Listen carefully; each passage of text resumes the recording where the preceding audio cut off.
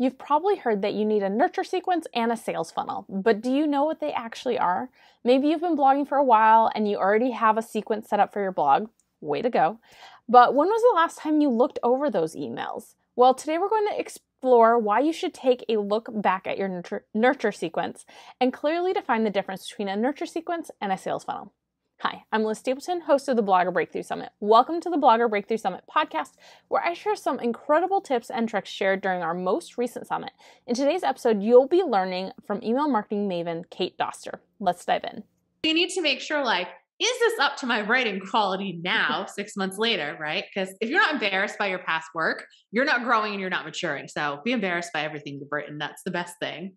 But you gotta write stuff to be embarrassed about. Yes. And then again, is this nurture sequence actually supporting my goals? So you might have a nurture sequence. You might be a little bit more advanced and have an actual sales funnel, which we can talk about the difference between those two if you want to. And you might want to, in your nurture sequence, say that you've got some type of kickoff event for your sales funnel. So sales funnel, traditionally, at the end of it and throughout it, you're usually selling something that's higher priced. That's kind of the funnel part. Sometimes people will have a webinar. Some people will have a free challenge that they're running, but it's something that you can kind of have on evergreen. So you might have a freebie that's just sort of a one-off PDF or a cheat sheet or say an auto that you've got that you're giving out to people. So in that nurture sequence, you probably want to tell them, I call it like a launch trigger or a sales trigger, about that sales trigger that you now have. So now they can go through the funnel. So that way you're kind of helping people from every angle. So like I said, a sales funnel is very, very focused on selling one product. It usually is higher priced. You don't need to have an 11-part sales series for a $27 offer. That is cutting butter with the chainsaw. It is overkill.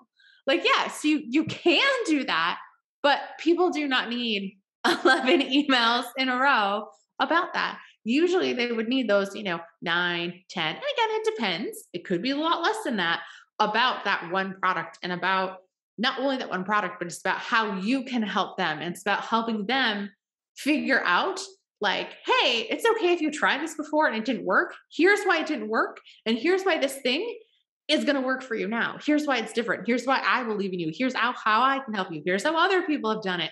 Those sorts of a thing. Yeah. Because I think, isn't it people need to see or hear about a product at least 7 times or something before they'll buy. That's some statistic. I swear I'm not making it up. She's not. What? I said, you're not. I didn't think so. So sales funnel, much more focused in terms of selling a product, whereas the nurture sequence is really more like giving them, help and showing them how awesome you are and making sure they're your people. Cause I know you're big. Yeah, your people. Exactly. It's a little bit more of I like to think of a sales funnel, and this is my metaphor because this is the way my brain works, of a sales funnel is say you're having a party, but you want everyone to play Dance Revolution back in the day. So you need to think of every reason why Samantha, you say your ideal person, whatever you want to name them, right? Why wouldn't she want to get on the dance floor? Is it because she thinks she has no rhythm? So how can you prove to her that rhythm doesn't matter? Is it because she's embarrassed? Is it because she'd want a partner? Is it because she doesn't know what song it is? Is it because there's a room of strangers? So you're basically trying to do everything you can to be is this really a good fit for her? And what can you do to make her feel more confident about either of her decisions? Because again, it's always up to them. And that's the thing about sales. I'm not coercing you. It's just look, this is it if you're this type of person, right? Okay, hopefully this episode has helped you define the differences between a nurture sequence and a sales funnel, and why you should review your copy regularly. Be sure to join me next time when we dive into building an engaged and active community of followers. I'll catch you then.